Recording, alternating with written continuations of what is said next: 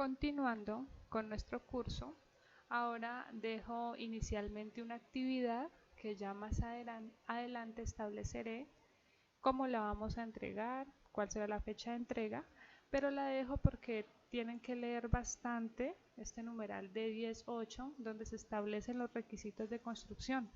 La idea es que a partir de este numeral ustedes elaboren especificaciones de construcción, que ya veremos. Estas especificaciones se tienen que colocar en planos estructurales. Es un requisito que me establece la NSR 10. Para elaborar esas especificaciones ustedes se pueden ayudar elaborando tablas, elaborando gráficas. Entonces tienen que leer bastante esto. Todo es respecto al proceso constructivo, a control de calidad en obra. Entonces ahí queda estipulada la actividad para que la inicien con calma. Continuando entonces con la unidad 3, vamos ahora a iniciar con el cálculo de las resistencias nominales. La NSR 10 establece cómo se calculan esas resistencias nominales para cualquier tipo de mampostería.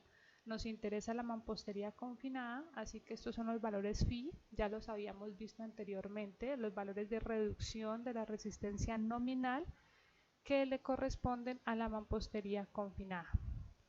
Algunas suposiciones de diseño adicionales a las que ya había planteado en clases anteriores. Bueno, el muro confinado es un muro que está o consiste en unidades de ladrillo, en nuestro caso, más elementos de confinamiento en concreto reforzado. Pero para efectos de diseño vamos a considerar ese muro como un material homogéneo o como un elemento homogéneo.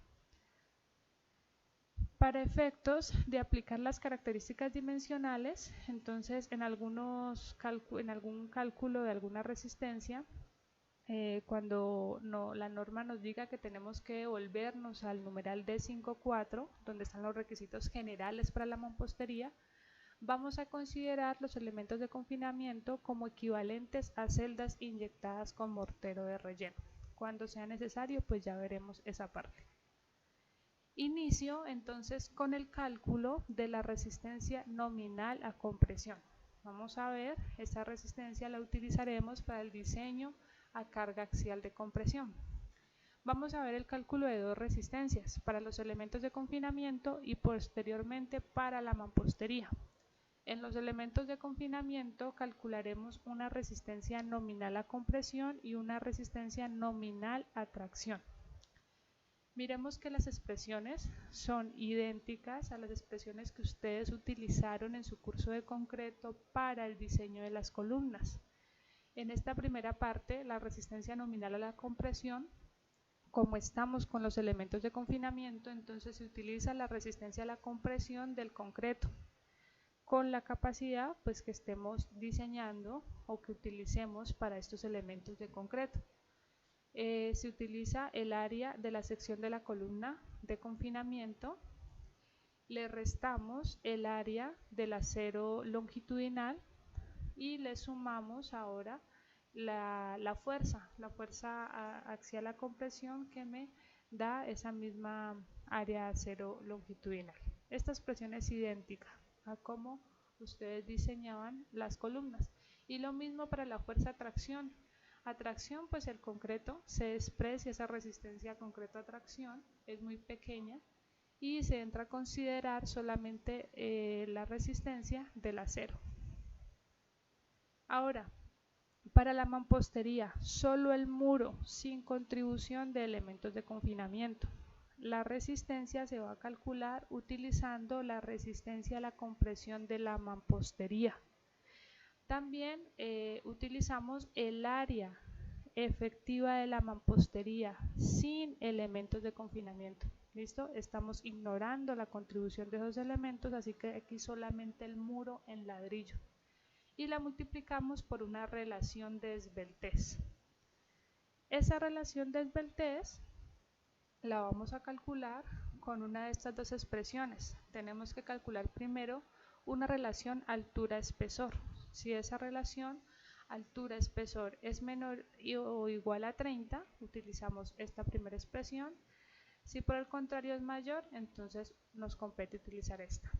H' viene siendo la luz libre, ¿listo? O sea, aquí usualmente en planos arquitectónicos nosotros tenemos la altura total, o siempre hablamos de la altura total de entrepiso, así que esa luz libre sería la altura total menos la altura de la vigueta de confinamiento correspondiente a este muro.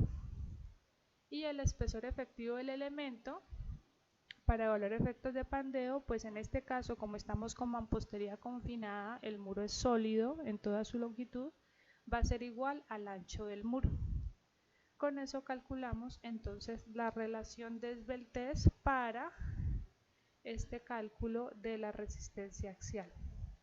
Miremos que para el caso del confinamiento, no lo había mencionado, pero aquí, como ya había especificado los factores de reducción, esta sería una resistencia nominal a la compresión, el phi de reducción va a ser 0.65 y a tracción el phi de reducción va a ser igual a 0.85.